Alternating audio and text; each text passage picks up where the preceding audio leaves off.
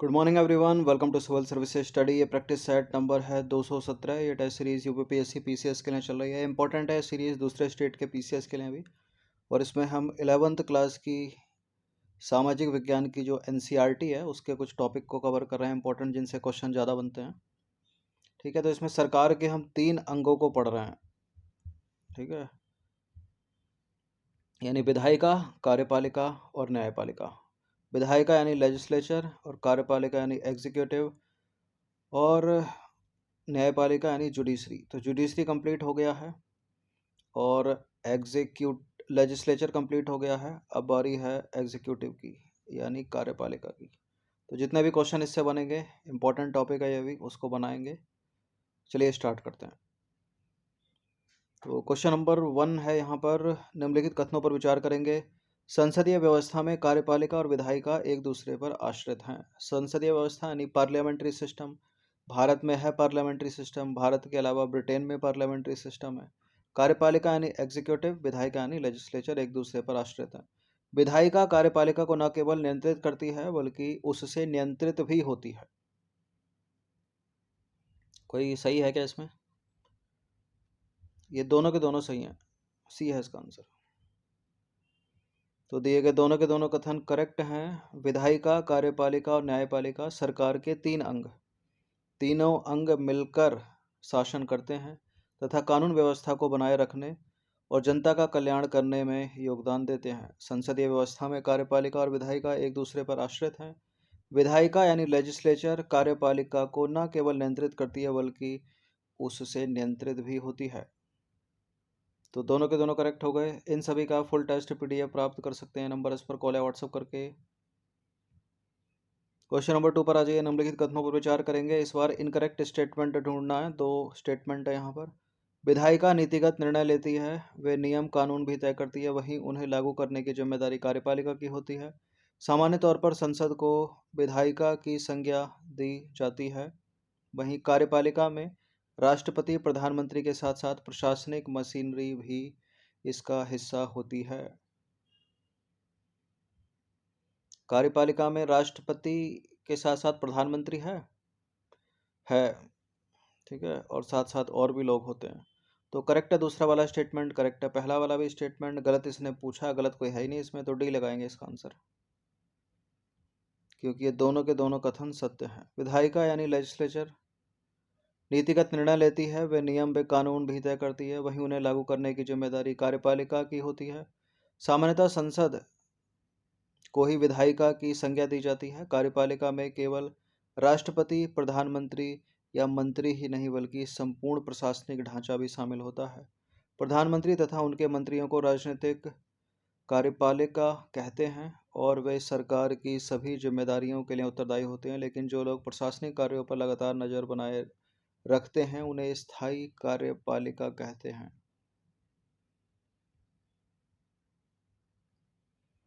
Question number 3 पर आ जाइए। संसदीय व्यवस्था यानी पार्लियामेंट्री सिस्टम के संदर्भ में निम्नलिखित बिंदुओं पर विचार कीजिए। कौन सा सत्य होगा इन 3 बिंदुओं में? इस व्यवस्था में आमतौर पर प्रधानमंत्री सरकार का प्रमुख होता है। मंत्रिपरिषद लोकसभा के प्रति जवाबदेह होती है। इस व्यवस्था में देश के प्रमुख के रूप में राजा या राष्ट्रपति कोई भी हो सकता है। ठीक है, देश के प्रमुख के रूप में। भारत में है पार्लियामेंट्री सिस्टम, ब्रिटेन में है पार्लियामेंट्री सिस्टम। ब्रिटेन में जो प्रमुख है वो राजा होता है वहाँ, और भारत में राष्ट्रपति होता है। ठीक है, तो ठीक हो गया तीसरा स्टेटमेंट। बहुत पूछते हैं प्रश्न, मंत्रिपरिषद सामूहिक रूप से किसके प्रति उत्तरदायी होती है? 4 विकल्प वहाँ बना देते हैं, लोकसभा के प्रति, संसद के प्रति, प्रधानमंत्री के प्रति, राष्ट्रपति के प्रति। तो मंत्रिपरिषद सामूहिक रूप से लोकसभा के प्रति जवाबदेह होती है। करेक्ट है दूसरा वाला स्टेटमेंट। प्रधानमंत्री सरकार का प्रमुख होता है संसदीय व्यवस्था में। तो तीनों के तीनों करेक्ट हो गए। और अगर अध्यक्षात्मक शासन व्यवस्था होती तो उसमें राष्ट्रपति प्रमुख होता, जैसे वहाँ है अमेरिका में। तो भारत में है पार्लियामेंट्री सिस्टम यानी संसदीय व्यवस्था को अपनाया गया है। हमारे देश का औपचारिक प्रमुख है राष्ट्रपति, जबकि वास्तविक प्रमुख है प्रधानमंत्री। ठीक है, जो रियल हेड है भारत में वो प्रधानमंत्री है, जो नॉमिनल हेड है वो है राष्ट्रपति, क्योंकि राष्ट्रपति को सिर्फ औपचारिक शक्तियां प्राप्त हैं जबकि वास्तविक शक्तियां हैं मंत्रिपरिषद में निहित। ठीक है। और भारत में मंत्रिपरिषद सिर्फ लोकसभा के प्रति जवाबदेह होती है। संसदीय व्यवस्था में देश के प्रमुख के रूप में राजा यानी ब्रिटेन में और राष्ट्रपति भारत में कोई भी हो सकता है। क्वेश्चन नंबर 4 पर आ जाइए। निम्नलिखित कथनों को ध्यानपूर्वक पढ़िए। दो कथन है, गलत कथन ढूंढना है। संसदीय व्यवस्था के अंतर्गत कार्यपालिका को जनप्रतिनिधियों के द्वारा प्रभावपूर्ण तरीके से नियंत्रित किया जा सकता है। संविधान में राष्ट्रीय और प्रांतीय दोनों स्तर पर संसदीय कार्यपालिका की व्यवस्था को अस्वीकार किया गया है। संसदीय व्यवस्था के अंतर्गत कार्यपालिका को जनप्रतिनिधियों के द्वारा प्रभावपूर्ण तरीके से नियंत्रित किया जा सकता है। ठीक है। संविधान में राष्ट्रीय और प्रांतीय दोनों स्तरों पर संसदीय कार्यपालिका की व्यवस्था को स्वीकार किया गया है। स्वीकार नहीं, गलत है ये वाला, दूसरा वाला स्टेटमेंट। और गलत ही अपने को ढूंढना है, तो अपना आंसर हो जाएगा ऑप्शन नंबर बी। देखिए, कथन एक सत्य है, दूसरा सत्य है। एक सत्य है क्योंकि संसदीय व्यवस्था के अंतर्गत कार्यपालिका को यानी एग्जीक्यूटिव को जनप्रतिनिधियों के द्वारा प्रभावपूर्ण तरीके से नियंत्रित किया जा सकता है। दूसरा गलत है क्योंकि संविधान में राष्ट्रीय और प्रांतीय दोनों स्तरों पर ही संसदीय कार्यपालिका की व्यवस्था को स्वीकार किया गया है। ठीक है, क्योंकि संघ में या केंद्र में है राष्ट्रपति और स्टेट में होते हैं राज्यों के राज्यपाल। भारत के राष्ट्रपति के संदर्भ में निम्नलिखित कथनों पर विचार करेंगे। भारत के संविधान में औपचारिक रूप से संघ की कार्यपालिका शक्ति राष्ट्रपति में निहित होती है। बिल्कुल होती है, करेक्ट है। पहला स्टेटमेंट यही प्रधानमंत्री लिखा होता तो गलत हो जाता। राष्ट्रपति का निर्वाचन समानुपातिक प्रतिनिधित्व प्रणाली और एकल संक्रमणीय मत के सिद्धांत के अनुसार होता है। ठीक है। उपराष्ट्रपति का भी ऐसे ही होता है जैसे राष्ट्रपति का होता है, यानी गुप्त मतदान। तो करेक्ट है दोनों के दोनों स्टेटमेंट, ये सी है इसका आंसर। देखिए, भारत के संविधान में औपचारिक रूप से कार्यपालिका शक्तियों का प्रमुख कौन है? राष्ट्रपति।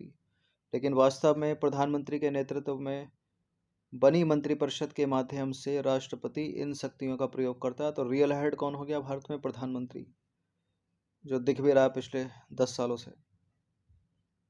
राष्ट्रपति के पद के लिए सीधे जनता के द्वारा निर्वाचन नहीं होता। ठीक है। राष्ट्रपति का जो निर्वाचन होता है वो अप्रत्यक्ष तरीके से होता है, अर्थात राष्ट्रपति का निर्वाचन आम नागरिक नहीं बल्कि निर्वाचित विधायक और सांसद करते हैं। यह निर्वाचन समानुपातिक प्रतिनिधित्व प्रणाली और एकल संक्रमणीय मत के अनुसार होता है, यानी गुप्त मतदान। तो दोनों के दोनों करेक्ट हैं।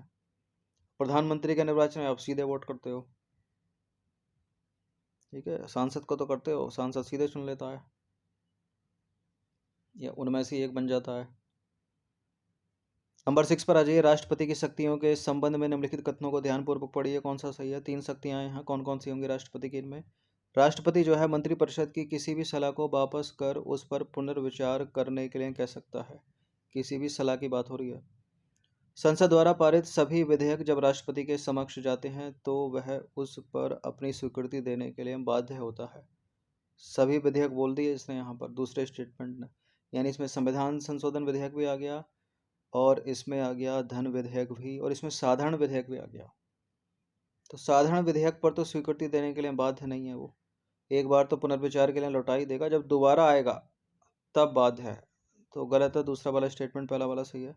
चुनाव में स्पष्ट बहुमत न आने की स्थिति में या गठबंधन की स्थिति में राष्ट्रपति स्वविवेक से किसी पार्टी या गठबंधन के किसी नेता को प्रधानमंत्री पद हेतु चुन सकता है। बिल्कुल। तो गलत यहाँ पर 3 में से 1 मिला, वो है दूसरा वाला। तो जहाँ जहाँ 2 है उसको हटा दीजिए। पहला सही है, तीसरा सही है, तो इसका आंसर हो जाएगा 1 और 3 डी। देखिए, संविधान के अनुच्छेद 74 यानी 74 के तहत राष्ट्रपति को ऐसा लगता है कि सलाह में कुछ गलती है या कानूनी रूप से कुछ कमियां हैं या फैसला देश के हित में नहीं है तो वह मंत्रिपरिषद से अपने निर्णय पर पुनर्विचार करने के लिए कह सकता है। ठीक है। यह मंत्रिपरिषद पुनर्विचार के बाद भी वही सलाह दोबारा भेजती है तो राष्ट्रपति उस पर हस्ताक्षर करने के लिए बाध्य होता है। तो करेक्ट हो गया पहला स्टेटमेंट। संसद द्वारा पारित विधेयक धन विधेयक को छोड़कर अन्य सभी को राष्ट्रपति पुनर्विचार हेतु वापस कर सकता है, उन पर स्वीकृति देने के लिए बाध्य नहीं है। यदि विधेयक धन विधेयक एवं संविधान संशोधन विधेयक है तो राष्ट्रपति को स्वीकृति देनी ही होती है। तो दूसरा वाला गलत हो गया। देखिए, कभी कभी राष्ट्रपति को जो है ना वो वीटो, पॉकेट वीटो पावर का प्रयोग करता है वो। ठीक है, वो क्या होता है, बिना कुछ निर्णय दिए विधेयकों को असीमित समय तक अपने पास लंबित रख लेता है वो।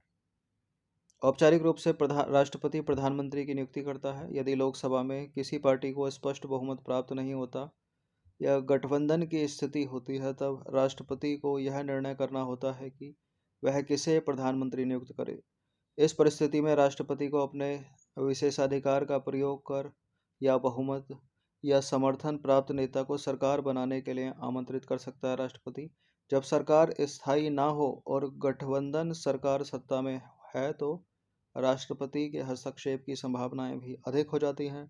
इसलिए तीसरा वाला सत्य है। पहला सत्य है, तीसरा सत्य है, दूसरा है असत्य। क्वेश्चन नंबर 7 पर आ जाइए। निम्नलिखित में से किसका निर्वाचन अप्रत्यक्ष समानुपातिक प्रतिनिधित्व प्रणाली के तहत एकल संक्रमणीय मत द्वारा किया जाता है, यानी गुप्त मतदान? तो राष्ट्रपति का तो प्रत्यक्ष है, मुख्यमंत्री का भी प्रत्यक्ष है, उपराष्ट्रपति का अप्रत्यक्ष है, राष्ट्रपति का अप्रत्यक्ष है। तो राष्ट्रपति उपराष्ट्रपति भी हो गया इसका आंसर। देखिए, भारत में राष्ट्रपति और उपराष्ट्रपति का निर्वाचन अप्रत्यक्ष समानुपातिक प्रतिनिधित्व प्रणाली के तहत एकल संक्रमणीय मत द्वारा किया जाता है, यानी अप्रत्यक्ष विधि से, सीधे जनता के द्वारा ना होकर सांसदों के द्वारा चुना जाना। ठीक है, और विधायकों के द्वारा चुना जाना। सांसद चुनते हैं राष्ट्रपति उपराष्ट्रपति को, और राष्ट्रपति को चुनते हैं सांसद भी, विधायक भी, क्योंकि राज्यों के विधानसभाओं के निर्वाचित सदस्य भी तो राष्ट्रपति के चुनाव में भाग लेते हैं।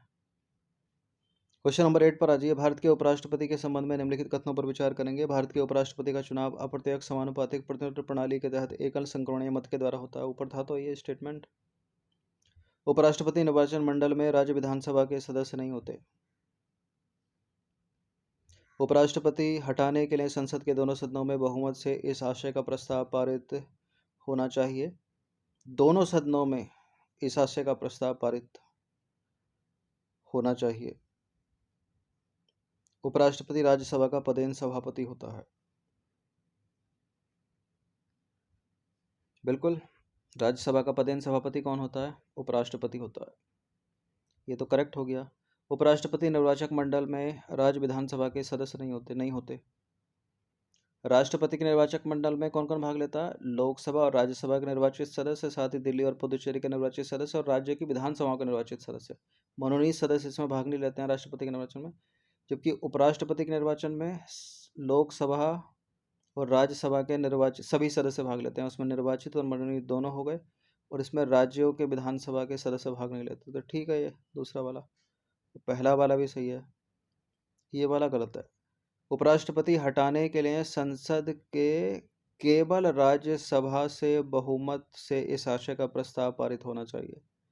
ठीक है, और दूसरा वाला उसकी अनुमति देगा लोकसभा। अब असत्य अपने को ढूंढना है, तो पहला सत्य है, दूसरा सत्य है, चौथा सत्य है, असत्य है यहाँ पर तीसरा वाला। तो केवल 3 के नाम से जो भी विकल्प होगा वो आंसर हो जाएगा, बी। तो केवल कथन 3 गलत है, क्योंकि उपराष्ट्रपति को हटाने के लिए राज्यसभा को अपने बहुमत से इस आशय का प्रस्ताव पास करना होता है, और उस प्रस्ताव पर लोकसभा की सहमति लेनी पड़ती है। भारत में राष्ट्रपति और उपराष्ट्रपति का निर्वाचन अप्रत्यक्ष प्रणाली के द्वारा होता है, यानी समानुपातिक प्रतिनिधित्व प्रणाली के तहत एकल संक्रमणीय मत पद्धति के द्वारा। देखिए, राष्ट्रपति के निर्वाचन मंडल में संसद और राज्य की विधानसभा के निर्वाचित सदस्य भाग लेते हैं, मनोनीत सदस्य भाग नहीं लेते। और दिल्ली व पुदुचेरी विधानसभा के निर्वाचित सदस्य भाग लेते हैं। उपराष्ट्रपति के निर्वाचक मंडल की बात करें तो संसद के दोनों सदनों के सभी सदस्य भाग लेते हैं। इसमें निर्वाचित और मनोनीत दोनों आ गए, यानी इलेक्टेड मेंबर और नॉमिनेटेड मेंबर दोनों। इसमें राज्यों यानी स्टेट से नहीं लिए जाते, राज्यों के विधानसभा के सदस्य इसमें भाग नहीं लेते। इस चीज़ को याद रखिएगा, इंपॉर्टेंट है। इस टॉपिक से निकलते हैं 11 प्रश्न। क्वेश्चन नंबर 9 है ये। संविधान के 91वें संविधान संशोधन अधिनियम के संदर्भ में विचार करेंगे। 3 कथन है, कौन सा गलत होगा इसमें? इसके माध्यम से मंत्रिपरिषद के आकार को सीमित कर दिया गया। इसके अनुसार मंत्रिपरिषद के सदस्यों की संख्या लोकसभा की कुल सदस्य संख्या के 15% से अधिक न होगी। इसके द्वारा 6 से 14 वर्ष के बच्चों के शिक्षा के अधिकार को मौलिक अधिकार बना दिया गया।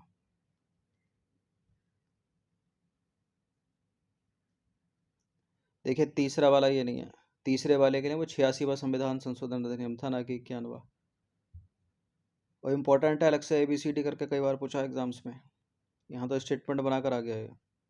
पहला सही है, दूसरा सही है, गलत अपने को ढूंढना है, केवल तीसरा बी है इसका आंसर भी।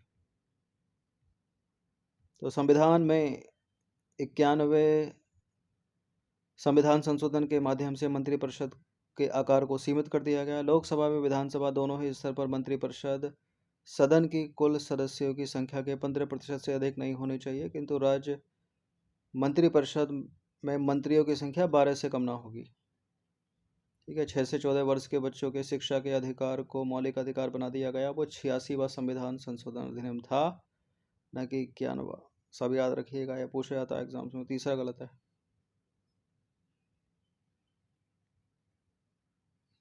तो न्यायपालिका हो गई जुडिशरी, कार्यपालिका हो गई एग्जीक्यूटिव, विधायिका हो गई लेजिस्लेचर, और मंत्रिपरिषद हो गई काउंसिल ऑफ मिनिस्टर्स। ये भी याद रखिएगा, सब वर्ड्स इंग्लिश हिंदी दोनों। तो काउंसिल ऑफ मिनिस्टर्स के संदर्भ में 2 कथन है यहाँ पर, मंत्रिपरिषद के संदर्भ में 2 कथन है यहाँ पर। मंत्रिपरिषद सामूहिक रूप से संसद के प्रति उत्तरदायी होती है। यदि मंत्रिपरिषद के किसी एक मंत्री के विरुद्ध भी अविश्वास प्रस्ताव पारित हो जाए तो संपूर्ण मंत्रिपरिषद को त्यागपत्र देना पड़ता है क्या, या केवल वो मंत्री ही बाहर कर दिया जाएगा? देखिए संपूर्ण जाती है इसमें। ठीक है, वो निंदा प्रस्ताव अलग होते हैं, स्थगन प्रस्ताव अलग होते हैं, यह है अविश्वास प्रस्ताव। अगर किसी संपूर्ण मंत्रिपरिषद में से किसी एक मंत्री के खिलाफ भी आ गया तो पूरी मंत्रिपरिषद गई समझो। तो करेक्ट है बिल्कुल ये वाला, दूसरा वाला स्टेटमेंट सत्य बताना है। मंत्रिपरिषद सामूहिक रूप से लोकसभा के प्रति उत्तरदायी होती है, ये चीज़ें याद रखिएगा। स्टेटमेंट बनाकर पूछेगा, ABCD करके पूछेगा, कहीं लोकसभा लिखा होगा, कहीं राज्यसभा लिखा होगा, संसद लिखा होगा, प्रधानमंत्री, राष्ट्रपति, कुछ भी, तो लोकसभा के प्रति सामूहिक रूप से जिम्मेदार होती है। गलत है पहला स्टेटमेंट, दूसरा वाला सही है केवल, तो केवल 2 इसका आंसर है। तो मंत्रिपरिषद यानी काउंसिल ऑफ मिनिस्टर्स लोकसभा के प्रति सामूहिक रूप से उत्तरदायी होती है। यदि सरकार लोकसभा में विश्वास मत खो देती है तो उसे त्यागपत्र देना पड़ता है। यदि किसी एक मंत्री के विरुद्ध भी अविश्वास प्रस्ताव पारित हो जाए तो संपूर्ण मंत्रिपरिषद को त्यागपत्र देना पड़ता है, इसको भी याद रखिएगा। अच्छा, एक चीज और याद रखना, मंत्रिपरिषद तभी अस्तित्व में आती है जब प्रधानमंत्री अपने पद की शपथ लेता है।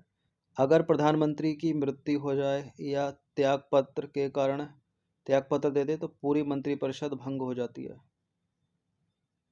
ठीक है, इसके अतिरिक्त देखें, किसी मंत्री की मृत्यु हो गई, उसमें से मंत्री हटा दिया गया, मंत्री ने त्यागपत्र दे दिया, तो मंत्रिपरिषद में केवल एक स्थान खाली होगा।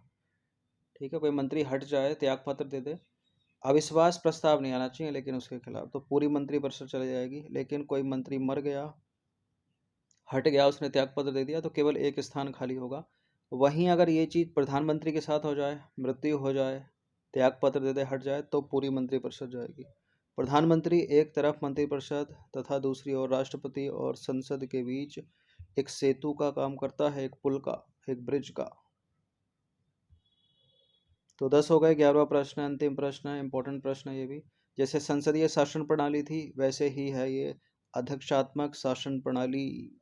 के संदर्भ में निम्नलिखित कथनों पर विचार करेंगे। इसमें राष्ट्रपति देश का प्रमुख होता है, इसमें राष्ट्रपति सरकार का भी प्रमुख होता है, इसमें राष्ट्रपति का चुनाव आमतौर पर प्रत्यक्ष मतदान के द्वारा होता है, इसमें राष्ट्रपति विधायिका के प्रति जवाबदेह नहीं होता। देखिए भारत में सरकार का प्रमुख प्रधानमंत्री है और देश का प्रमुख राष्ट्रपति है। अध्यक्षात्मक शासन प्रणाली में देश का प्रमुख भी राष्ट्रपति है, सरकार का प्रमुख भी राष्ट्रपति है। ठीक है, और यहाँ जो मतदान होगा अध्यक्षात्मक शासन प्रणाली में, इंग्लिश में बोलते हैं इसको प्रेसिडेंशियल सिस्टम ऑफ गवर्नमेंट। इसमें राष्ट्रपति का चुनाव आमतौर पर प्रत्यक्ष मतदान के द्वारा होता है, यानी सीधे जनता के द्वारा, और इसमें राष्ट्रपति विधायिका के प्रति जवाबदेह नहीं होता। ठीक है, लेजिस्लेचर के प्रति जवाबदेह नहीं होता राष्ट्रपति, संसदीय शासन प्रणाली में होता है। तो सत्य है यहाँ पर ये चारों ही कथन। तो उपरोक्त सभी इसका आंसर हो जाएगा डी, और यह है संयुक्त राज्य अमेरिका में। तो अध्यक्षात्मक शासन प्रणाली यानी प्रेसिडेंशियल सिस्टम ऑफ गवर्नमेंट के संदर्भ में दिए गए सभी कथन सत्य हैं। भारत और ब्रिटेन में संसदीय शासन प्रणाली की व्यवस्था है, जबकि संयुक्त राज्य अमेरिका में है अध्यक्षात्मक शासन प्रणाली। ठीक है, जो चला रहे थे कुछ वर्ष पहले डोनाल्ड ट्रंप, और अभी जो बाइडन, और फिर से आएंगे ट्रंप। तो ये सरकार के 3 अंग, जुडिशरी, एग्जीक्यूटिव, लेजिस्लेचर, यानी न्यायपालिका, कार्यपालिका, विधायिका हो गए खत्म। इंपॉर्टेंट है, प्रश्न बहुत बनते हैं एग्जाम्स में। ठीक है, तो ये चीज़ें वैसे ही पता होनी चाहिए अगर आप एक लोकतांत्रिक देश पे रह रहे हो तो। ठीक है, और संसद के 3 अंग कौन से? लोकसभा, राज्यसभा और राष्ट्रपति, वो तो पढ़ाया जा चुका है, तो इनकी प्रैक्टिस कर लीजिएगा। अगर आप फुल टेस्ट नहीं प्राप्त करते हैं तो इन वीडियो को 2-3 बार देखिए, टेस्ट को, इनके नोट्स बना लीजिए, हमेशा काम करेंगे। धन्यवाद।